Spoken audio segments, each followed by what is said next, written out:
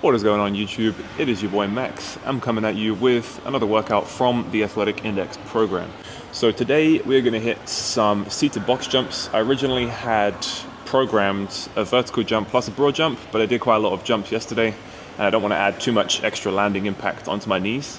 So we're just going to stick with seated broad box jumps. So there is going to be a vertical element, hence why I'm trying to jump onto 24-inch box. And the main variable that I'm going to be increasing is just the horizontal distance. So as I progress through the jumps, I'm just going to try and increase this distance more and more and more to the point where it's a struggle to land on the vertical box. The box that I'm jumping off of is probably something like 12 inches. I think it's about half the height of that box. Then after that, we're going to move into some power cleans. It's actually a power clean complex. It's going to be 2+1, 2 powers plus 1 hang clean. I want to go relatively heavy with that today, but training the previous week hasn't been super good. I've been feeling like my numbers are a little bit down, so we'll see how that goes. Then after that, we've got a giant set of back squats. It's a set of 12 on the giant sets. Really all we're intending to do there is to pick a weight somewhere in the region of like 75, 80% and just do it in as few sets as possible to hit 12 reps. And then we're going to finish up with some accessories, which I've completely forgotten about. I'll get them up on the app as we go through, but I just want to get into these jumps and we'll get into it.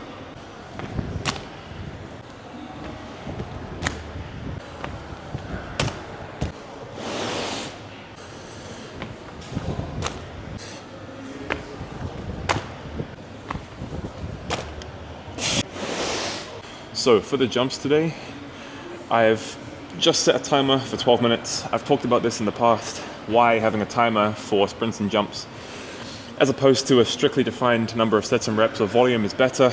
I'm not going to rehash it again, but long story short, helps the athlete or you auto-regulate the intensity of the session, auto-regulate the amount of volume for the session. Yeah, that's basically it. So we've got 12-minute timer on. I'm just probably going to work up in these first couple minutes just doing warm-up jumps, and then towards like the 4th or 5th minute, then I'll start doing my maximal attempts. I'm going to get as many as I can in with a decent amount of rest in between, and let's see how far I can actually get in between these two boxes.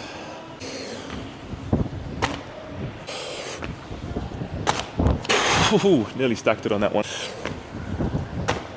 Ooh, this is probably the last distance where I'm going to do sets of 3, then I'm just going to do singles, jumping as far as I possibly can, and really just trying to make sure that I'm getting the most out of my horizontal and vertical components. So because of the height of the box, I can't just jump straight forward as far as I can. I do have to have a bit more of a vertical component to the jump as well.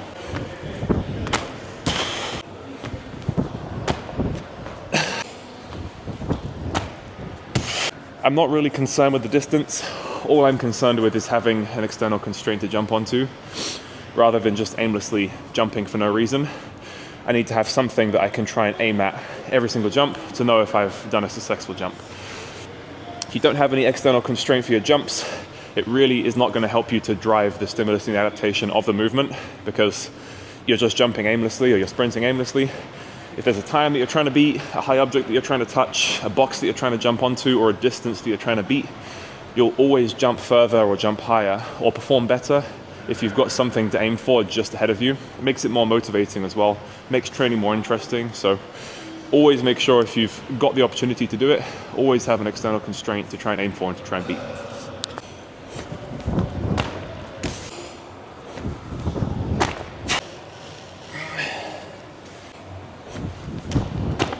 Oof.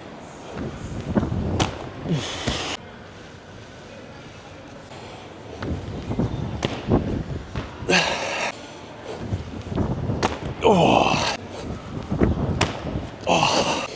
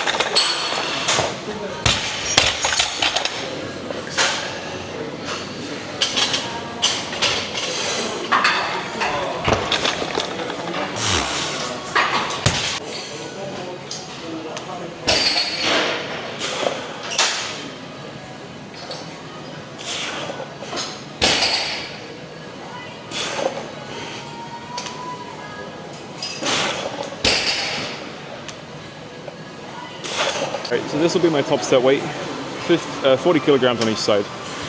One thing you may also notice is that I've reclined the back of the leg extension all the way back. That's to increase the amount of hip extension that I have so that I can really target the rectus femoris muscle, the biaxial muscle that is in the quadriceps group, crosses the knee joint and the hip joint. So if you want to target that muscle more, you have to make sure that when you do leg extensions or any kind of activity that involves knee extension, you have a larger range of hip extension. So you're flexing your knee and extending your hip as much as you can at the same time. That will target the rec fem more, which should mean that we get more tension on the patellar tendon, because that's the main innervation of the patellar tendon. So let's see how it goes through RPE 10.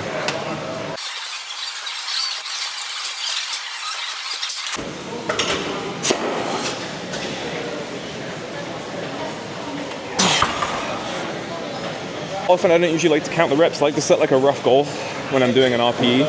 I'll say like, shoot for 15, anything above 15 I'm happy with. But usually I'll just go until the range of motion decreases because of just muscular fatigue, or just I literally can't do any more reps. There's like a difference between volitional failure and technical failure. Obviously it's a leg extension, there's no such thing as technical failure on a leg extension, it's just lift the weight up and down. So really the good thing about machines is that you can just push to complete volitional failure, to the point where your muscle is trying to contract, you're voluntarily making it contract, but it's just not doing it because of fatigue. That's essentially what we're trying to achieve here.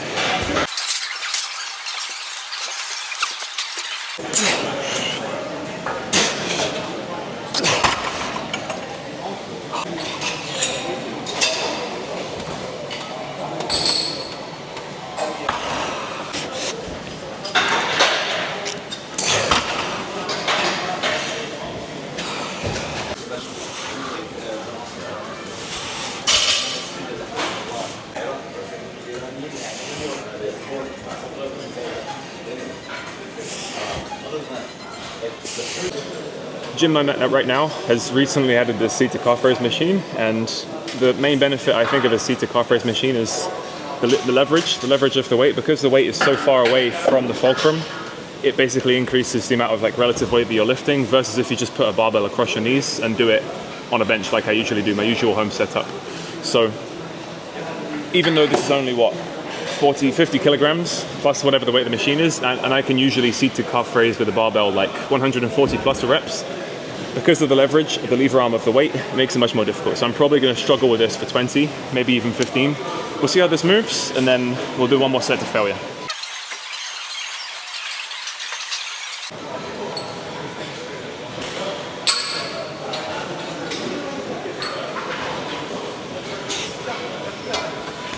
All right, last set. Like I said before, adding on another 10, so that takes the weight up to 60. I'm going to shoot for something more than 10 reps, and then just to really make sure I'm eking out as much tension as possible, I am going to do an isometric hold for as long as I possibly can at the end.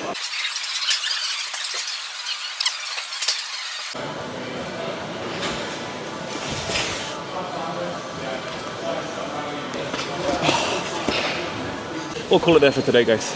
Appreciate you watching. If you're watching to this point, if you're interested in the Athletic Index program, drop me a message on Instagram.